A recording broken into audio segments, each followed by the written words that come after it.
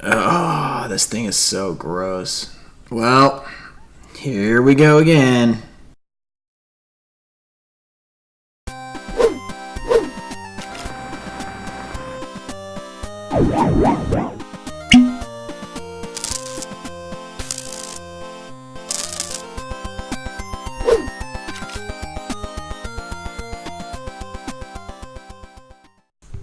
Well, as nasty as this console is, the one good thing is it does work.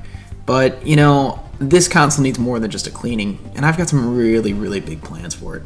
You definitely want to stick around to the end as we take a deep dive into the video analysis on this one. So let's go ahead and rip this baby apart and get started.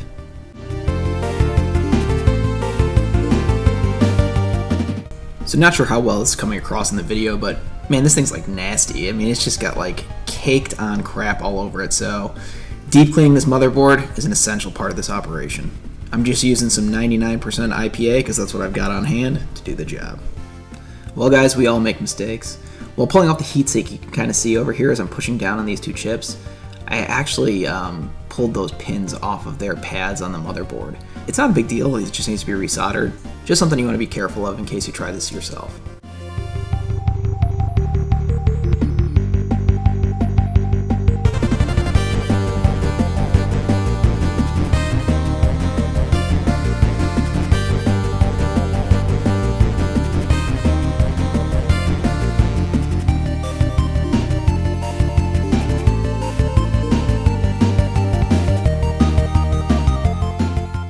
Alright, with all the repairs all done, it's time to do the first mod. So first thing I'm going to do is install a Voultar RGB kit for the N64. The installation process on this is not bad at all. Really the most important thing when you're doing this is just to make sure that you have the right kind of motherboard. From there, it's just taking your time and making sure you do a good job soldering. It's very reminiscent of the Super Nintendo Mini RGB mod. If you're interested in how to do it, check out the card above.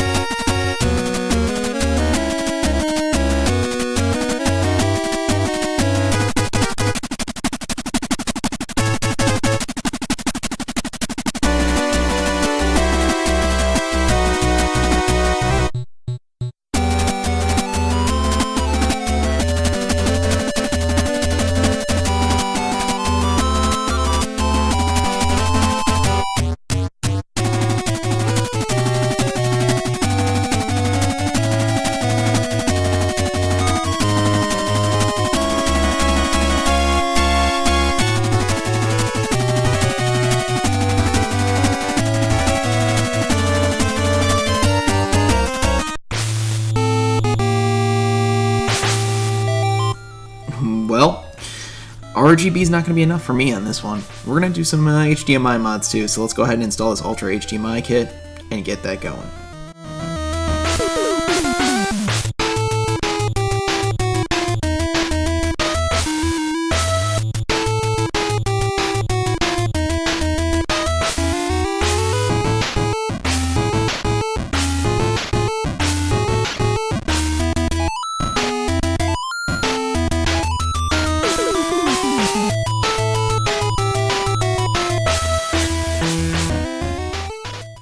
Alright, with soldering the FFC pretty much complete, There's only one thing really left to do, and that's to get the FPGA into the actual case itself.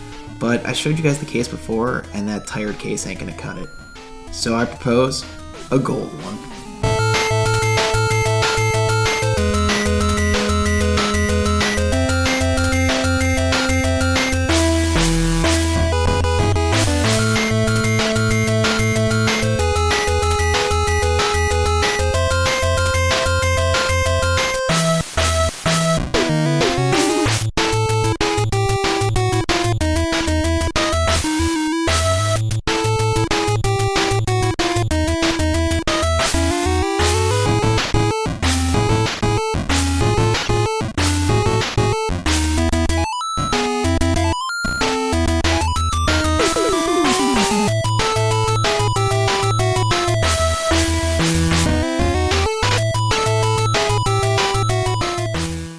Okay, with the mod work done and the case all cut, it's time for the home stretch and just getting this thing into its final resting spot.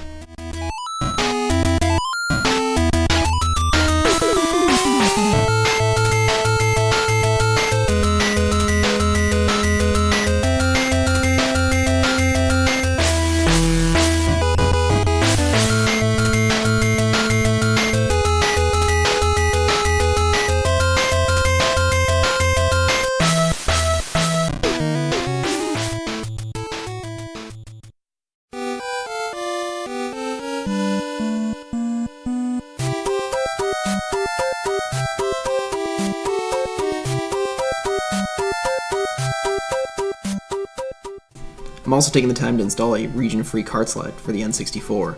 You guys know I love my imports, and this is the best way and cleanest way to be able to play them.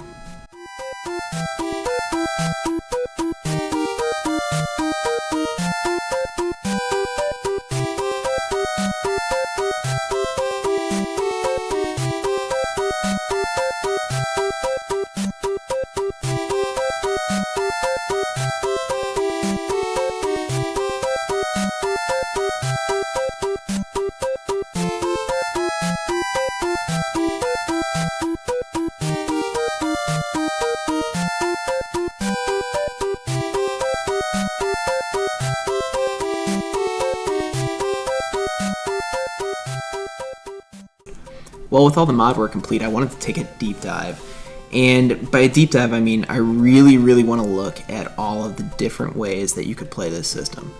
Considering the fact it's been both HDMI and RGB modded, it'll give us the opportunity to really do a nice cross comparison between all three and figure out which truly looks the best.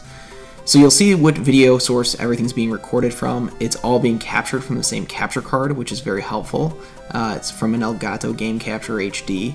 And in the bottom left hand corner you'll see each capture source. So starting with composite, which is the single yellow cable, you can see the video quality overall is not super great. There's a lot of bleed over and whatnot. It's certainly not the best and clearest capture, as we'll see here in a second. Okay, on to the next. This is all being captured via RGB. Now it's going RGB via SCART cable into a FrameMeister, which is upscaling it to 1080p. This is the best fighting chance that RGB has to stand up to what the HDMI from the Ultra HDMI can do. And I gotta tell you, I mean, just looking at it and playing the game, it's very difficult to tell the difference between RGB and HDMI.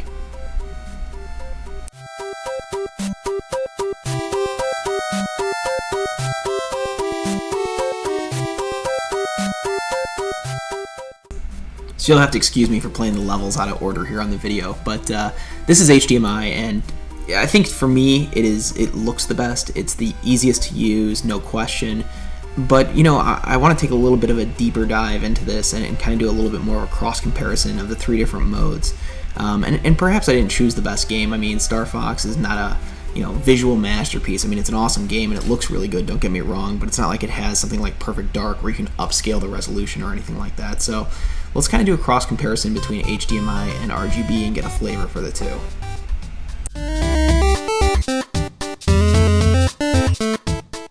Alright, so I've lined up the intro of Star Fox here, and we're going to line up composite, RGB, and HDMI as indicated on the bottom. And it gives you a pretty good cross comparison between both composite, RGB, and HDMI. But what I think is probably more obvious than not, and probably everyone knew this without me having to do this, is simply put, composite doesn't really hold a candle to the either two. So let's go ahead and take composite out of the picture and line up both RGB and HDMI.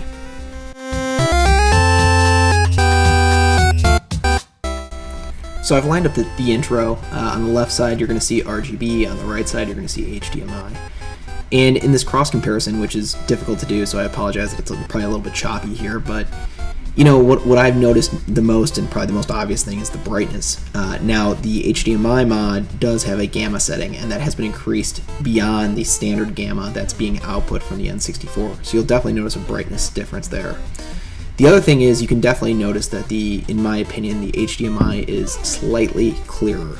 Now, for whatever it's worth, when I was actually playing the game and I was actually using, RGB in the FrameMeister, and then I swapped over to HDMI and I was playing all the levels, I could notice a small difference, but honestly, it really wasn't that big of a difference. Both are a fantastic way to play your, N64 as far as I'm concerned.